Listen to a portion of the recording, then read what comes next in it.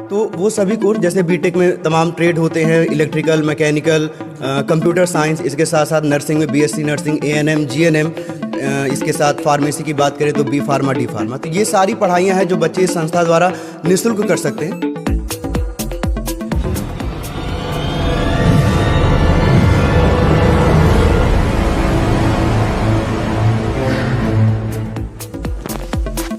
नमस्कार दोस्तों, मैं अनुराग और स्वागत है आपका हमारे YouTube चैनल अनुराग लाइव में। दोस्तों आज मैं मौजूद हूँ अनुराग पांडे जी के साथ। अनुराग पांडे जी का एक ट्रस्ट है जो कि कम आय वर्ग के बच्चों को 100% स्कॉलरशिप के साथ मुफ्त शिक्षा प्रदान करती है। तो इसी के संबंध में आज हम कुछ चीज़ें आपको बताने के लिए उपस्थित हुए हैं। तो सबसे पहले हम सर से चाहेंगे कि सर अपना परिचय बताएं। जी, सबसे पहले आपको बहुत बहुत धन्यवाद कि आपने हमारा इंटरव्यू लिया। और दूसरे, हमारा नाम अनुराग पांडे है।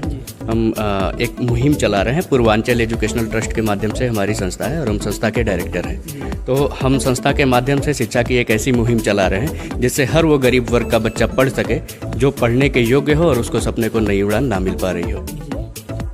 हमारी संस्था का नाम है पूर्वांचल एजुकेशनल ट्रस्ट, जिसका हेड ऑफिस गोरखपुर में है, लेकिन हमारे एसोसिएट और कोऑर्डिनेटर क्षेत्र के और जिले के जगह जगह पे फैले हुए हैं। और इसके माध्यम से वो बच्चों को संदेश पहुंचा रहे हैं कि उच्च शिक्षा में अगर जो भी बच्चे रुचि लेते हों लेकिन अपनी हायर एजुकेशन के लिए कैपेबल ना हो, तो हमारे कोऑर्डिनेटर एसोसिएट दिन रात लगे हुए हैं। जैसे कि हमारे खलीलाबाद ब्रांच से जनवा एसोसिएट, इस हिसाब से वो बच्चों को हमारा संदेश फैलाने का काम करते हैं। जी, तो सर संत कबीर नगर खलीलाबाद में भी आपकी कोई ब्रांचेस है? जी बिल्कुल, संत कबीर नगर में आप शुगर मिल रोड पे सिद्धार्थ हाई केयर हॉस्पिटल के बगल में जो बच्चे इच्छुक हैं, मतलब इसमें जुड़ना चाहते हैं, इसके थ्रू आपकी संस्था के थ्रू शिक्षा लेना चाहते हैं, तो कैसे आपसे संपर्क कर सकते हैं? जी, बच्चों को अगर संपर्क के लिए देखा जाए तो बच्चों के लिए संपर्क के बहुत सारे माध्यम हैं। जैसे हमारे जिस भी जिले से बच्चा बिलोंग करता है उस जिले में हर एरिया में उसको कोऑर्डिनेटर और एसोसिएट मिल जाते हैं।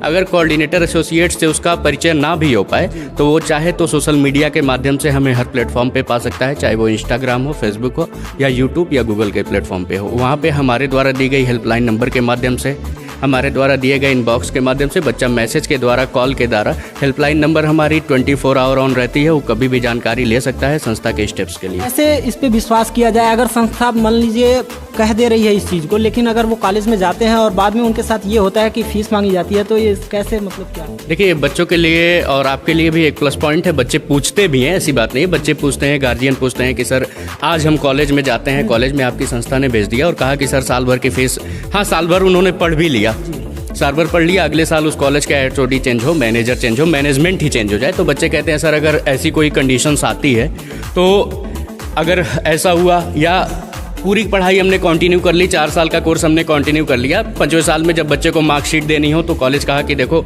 मार्कशीट देने से पहले आपको एक इतनी मोटी रकम देनी होगी। तो बच्चों के बहुत सारे सवाल होते हैं जिसमें मैं पूर्ण विराम लगाते हुए ये बताना चाहता हूँ कि हमारी संस्था के द्वारा जो भी बच्चे जाते हैं, काउंसलिंग में ही उन बच्चों को हम रिटन पेपर के द्वारा, एक हमारा जो एनओसी होता है, एनओसी में हमारे संस्था के द्वारा, हमारे संस्था के जो पदाधिकारी होते हैं उनके स्टैंप और सिग्नेचर के द्वारा, और जो कॉलेज के पदाधिकारी होते हैं उनके स्टैंप और सिग्नेचर के द्वारा बच्चों को एक रिटन एनओसी मिलती है। वो रिटन एनओसी बच्चा अपने कंप्लीट ड्यूरेशन में, जब तक उसकी ड्यूरेशन होती है कोर्स की, तब तक वो उसको अपने पास में रखता है। फिर जब वो अपना कंप्लीट ड्यूरेशन का कोर्स कर लेता है, 4 साल का हो, 3 साल का हो, फिर वो एनओसी हमें रिटर्न करता है। तो उस एनओसी से उसको एक रिटन प्रूफ रहता है, रिटन एविडेंस उसके पास रहता है, जिससे कोई भी संस्था या कोई भी कॉलेज इंस्टीट्यूट उससे किसी भी प्रकार की मांग नहीं कर सकता है। हम अपनी संस्था के द्वारा बच्चे को जो स्कॉलरशिप प्रोवाइड कराते हैं, वो स्कॉलरशिप हमारी संस्था के द्वारा प्रोवाइड होता है। बच्चों की जो स्कॉलरशिप सरकार के द्वारा दी जाती है वो बच्चों के ही पास रहती है, बच्चों के अकाउंट में जाती है, जिससे हमारी संस्था का कोई मतलब नहीं होता है। इसके बारे में और जानना चाहते हैं कि किस किस कोर्स को इस जरिए जो है कर सकते हैं बच्चे, इसके बारे में थोड़ा डिटेल से बताएं। देखिए, सबसे पहले तो आपको हम मिला देते हैं, याज दुबे जी हैं और हमारी संस्था के एक काबिल पदाधिकारी भी हैं, काउंसलर भी हैं। बच्चों को, तमाम बच्चों को मोटिवेट करते हैं, बच्चों को हायर एजुकेशन के लिए सपोर्ट करते हैं। और संस्था, बतौर संस्था, जो भी बच्चे इनसे हेल्प लेना चाहते हैं वो डायरेक्ट इनके कॉन्टैक्ट के द्वारा भी ये 24 आवर बच्चों की हेल्प करते हैं। तो आपसे अगर कोर्सेज की भी क्वेरी सर, आप थोड़ा सा इनको बताएं। जी सर, बिल्कुल, हम चाहेंगे कि आप बच्चों को थोड़ा बताएं कि किस किस कोर्स जो है बच्चे कर सकते हैं। देखिए, कोर्सेज की बात करें तो वो सभी कोर्स जो बच्चों को 10th और 12th के बाद ज़रूरतमंद होता है, क्योंकि हम सभी को पता है बच्चे मिडिल क्लास फैमिली के हों या लोअर क्लास फैमिली के हों, 10वीं या 12वीं तक की पढ़ाइयाँ सबके लिए पॉसिबल होती हैं। Inter college degree, inter college में पढ़ाई कर लेंगे CBSE बोर्ड में, ICSE बोर्ड में। लेकिन 12वीं के बाद या 10वीं के बाद polytechnic, diploma, BTech, ANM, GNM ये सारी पढ़ाइयाँ बच्चों द्वारा नहीं की जा सकती, उनके परिवार द्वारा नहीं कराई जा सकती हैं, क्योंकि इसके लिए उनको सालाना 1,30,000 फीस प्लस रहना खाना और तमाम खर्चे होते हैं। तो 12वीं के बाद वो सारी हायर एजुकेशन की पढ़ाइयाँ जैसे बीटेक और बीटेक के जितने भी ट्रेड होते हैं, इलेक्ट्रिकल, मैकेनिकल, CS, इसके साथ साथ नर्सिंग में BSc नर्सिंग, ANM, GNM और इसके बाद pharmacy, B pharma, D pharma और इन सभी के साथ साथ छोटे मोटे तमाम हायर एजुकेशन के कोर्स जो बच्चों की भविष्य के लिए बेहद ज़रूरी होते हैं।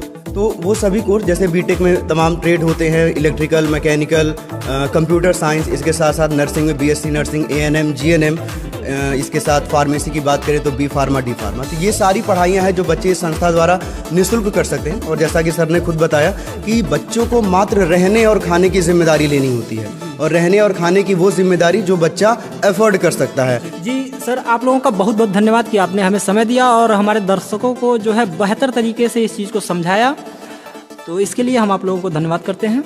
और दोस्तों, अगर आप इस संस्था से जुड़ना चाहते हैं और सर ने जिस तरह से बताया कि जो कोर्स यहाँ पे कराए जाते हैं, इन कोर्स को आप करना चाहते हैं तो दिए गए नंबर पे आप संपर्क कर सकते हैं। और बाकी अगर आप संत कबीर नगर से हैं, खलीलाबाद से हैं, तो खलीलाबाद में इसकी ब्रांच भी है, वहाँ पे भी आप आके संपर्क कर सकते हैं। वीडियो आपने देखा, बहुत बहुत धन्यवाद। जय हिंद।